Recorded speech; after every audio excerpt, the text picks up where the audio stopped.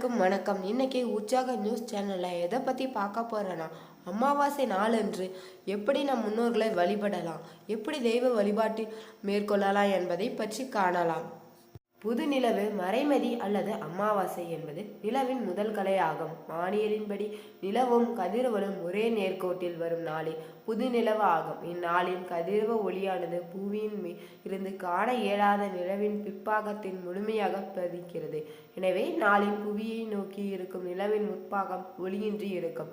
நிலவு புவியை சுற்றுவட்ட பாதையானது சுமார் 5 பாகைகள் அளவுக்கு சாய்வாக இருக்கிறது. எனவே புதுநிலவு நாட்களின் கதிரவ வெளிச்சத்தால் ஏற்படும் நிலவின் நிழல் பெரும்பாலும் பூமியின் மீது விழுவதில்லை. அவ்வாறு விழும்போது கதிரவ மறைப்பு நிகழும். புதுநிலவு ஒரு இருள் நிறைந்த வட்டம் போன்று இருக்கும். இது எப்போதும் கதிரவனுடன் ஒரே நேரத்தில் எழுந்து மறைந்து விடுவதால் இதை காண இயலாமல் போகிறது.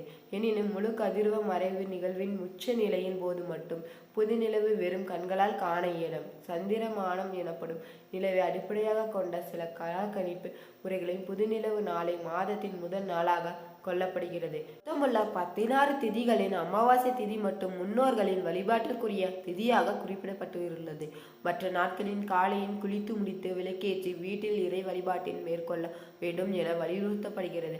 ஆனால் அமாவாசை அன்று மட்டும் காலையில் எழுந்ததும் முதலில் புனித நீராடி முன்னோர்களுக்கு தர்ப்பணம் அளித்து முன்னோர்களை வழிபட்ட பிறகுதான் தெய்வங்களை வழிபட வேண்டும் என சொல்லப்படுகிறது.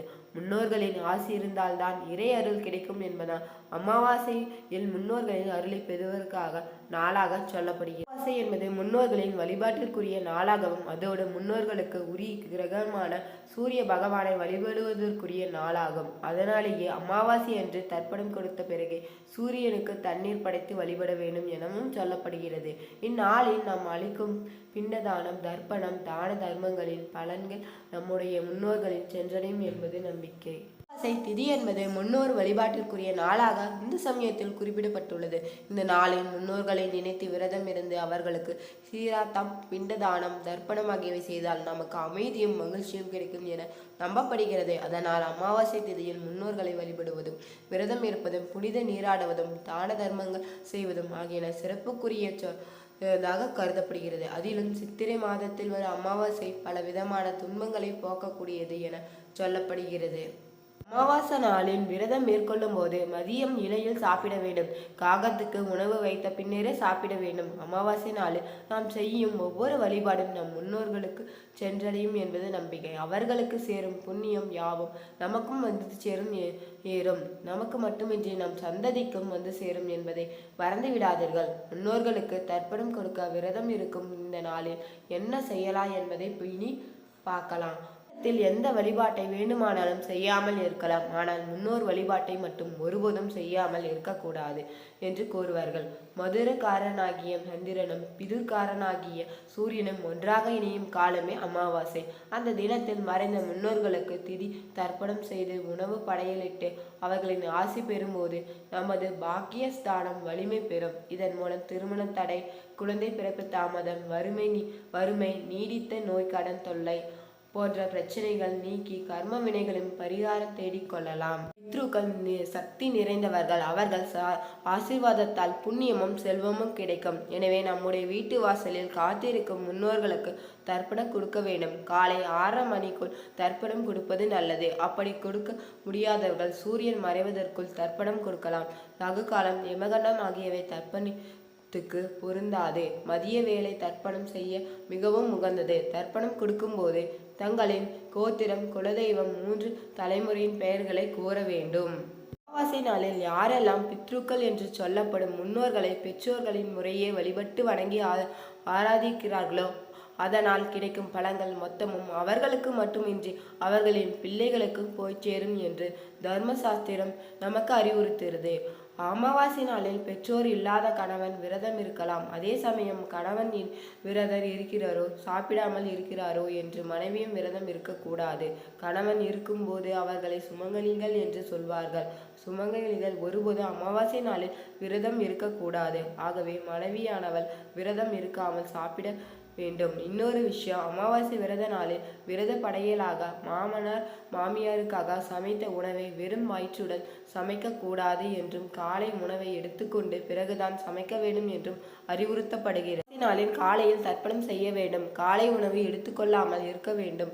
பின்னர் நம் முன்னோருக்கு பிடித்தமான உணவை இலையில் வைத்து அவர்களின் படங்களுக்கு பூக்களிட்டு குடும்பத்துடன் வணங்க வேண்டும். பின்னர் காகத்துக்கு சமைத்த உணவு அனைத்திலிருந்தும் கொஞ்சம் எடுத்து வழங்க வேண்டும். இதன் பின்னர் இலையில் உணவு சாப்பிட வேண்டும். முக்கியமாக முன்னோரை நினைத்து 4 பேருக்காவது உணவு வழங்க வேண்டும். இது இருப்பதாலேயே மிக பெரிய புண்ணியம். நம் முன்னோரை நினைத்து செய்கிற எல்லா காரியங்களும் மும்மடங்கு பலன்களை நமக்கு வழங்கும். மாலையில் அவசியம் விளக்கேற்ற வேண்டும். மீண்டும் குடும்பத்தினர் ஒன்று சேர்ந்து நம் முன்னோர்களை இறைவனையும் நமஸ்கரிக்க வேண்டும். அதேபோல் அமாவாசை அன்று இரவு தர்ப்பணம் செய்து கணவருக்கு டிஃபன் உணவு தான் கொடுக்க வேண்டும். மனைவியாரோ டிஃபன் சாப்பிட்டாலும் கொஞ்சம் கைப்பிடியேனும் சாதம் சாப்பிட வேண்டும் என வலியுறுத்தப்பட்டுள்ளது. அப்போது மகாலட்சுமியின் அருளை பெற வேண்டும். பணம் நம்மிடம் சேர்ந்து கொண்டே இருக்க வேண்டும். பணப்பிரச்சனை ஏற்படாமல் இருக்க வேண்டும் என்ற எண்ணம் அனைவருக்குமே உண்டு. அதற்காகத்தான் அனைவரும் பாடுபட்டு கொண்டிருக்கிறோம். இந்த ஆண்டு மார்கழி மாதத்தில் வரும் அமாவாசை மிகவும் விசேஷமான நாளாகும். இந்த நாளை தவறவிடாமல் சில குறிப்பிட்ட பரிகாரங்கள் செய்து குபேர யோகம் பெறலாம். மார்கழி அமாவாசை மிகவும் சக்தி வாய்ந்த நாளாகும். இந்த நாளில் நாம் செய்யும் பரிகாரங்கள் நமக்கு பணவரவை அதிகரிக்க செய்யக்கூடியவை. கட்டுக்கட்டாக பணம் சேராவிட்டாலும் எவ்வளவு செலவு வந்தாலும் அதை சமாளிக்கக்கூடிய அளவிற்கு வரவும் வந்து கொண்டே இருக்கும் இந்த மார்கழி அமாவாசை. இந்த மாதத்தில் வருகின்ற அமாவாசையில் செய்கின்ற பரிகாரத்தை பற்றி பார்க்கலாம். அமாவாசை என்பது இந்துக்களின் வழிபாட்டு முறையில் மிக முக்கியமான விரத நாளாகும். இந்த நாளை தவறவிட்டால் அமாவாசை நாளை கண்டிப்பாக தவறவிடாமல் இறை வழிபாட்டையும் நம் முன்னோர்களின் வழிபாட்டையும் செய்ய வேண்டும். ஒவ்வொரு மாதத்திலும் வரும் அமாவாசை என்று ஒரு தனிச்சிறப்பு இருப்பது போது மார்கழி மாதத்தில் வரும் அமாவாசை தனிச்சிறப்பு வாய்ந்ததாகும். மார்கழி அமாவாசை என்பது அனுமான் அவதரித்த நாளாகும். அனுமான் வெற்றிக்கு உரிய தெய்வமாகும். அதனால் அவர் அவதரித்த நாள் மிக முக்கியமான நாளாகும். மார்கழி அமாவாசை அன்று வழக்கம் போல் வீட்டை சுத்தம் செய்து கொள்ளுங்கள். பித்ரு தர்ப்பணம் கொடுத்த பிறகு வீட்டில் விளக்கேற்றி வழிபடுங்கள்.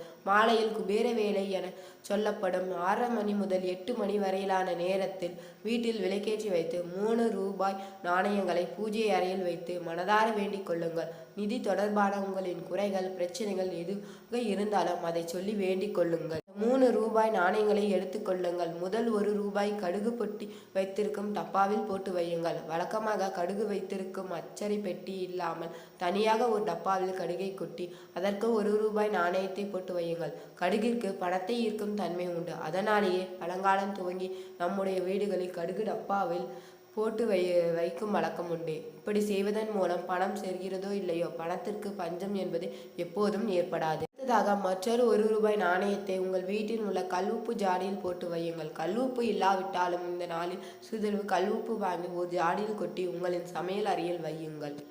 நாணயத்தை அரிசி கொட்டி வைத்திருக்கும் பாத்திரத்தில் போட்டு வையுங்கள். அரிசி கல் உப்பு இரண்டுமே மகாலட்சுமியின் அம்சமாகும். மகாலட்சுமியின் பரிபூரண அருளை பெற்றவர் குபேரர்.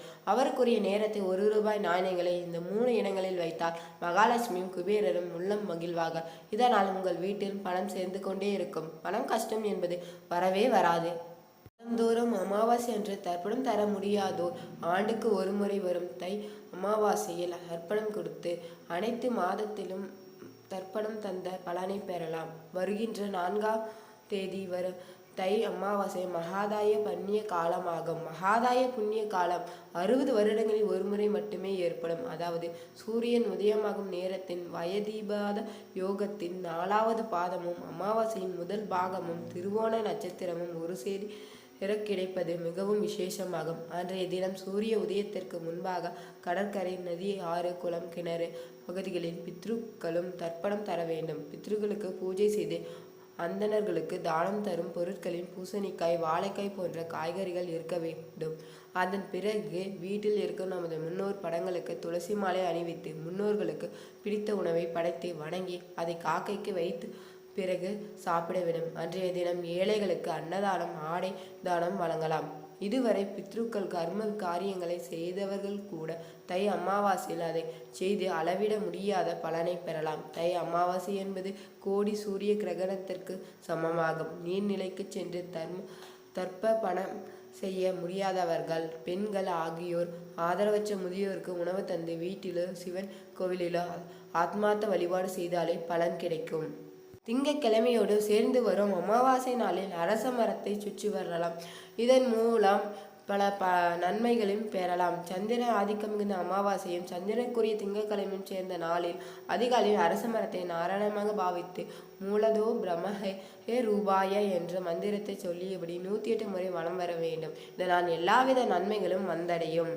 வீடியோ உங்களுக்கு பிடிச்சிருந்தா லைக் பண்ணுங்கள், ஷேர் பண்ணுங்கள். இது வரைக்கும் உற்சாக நியூஸ் சேனலை பார்க்காதவங்க சேனலை சப்ஸ்கிரைப் பண்ணிக்கோங்க. தேங்க்யூ.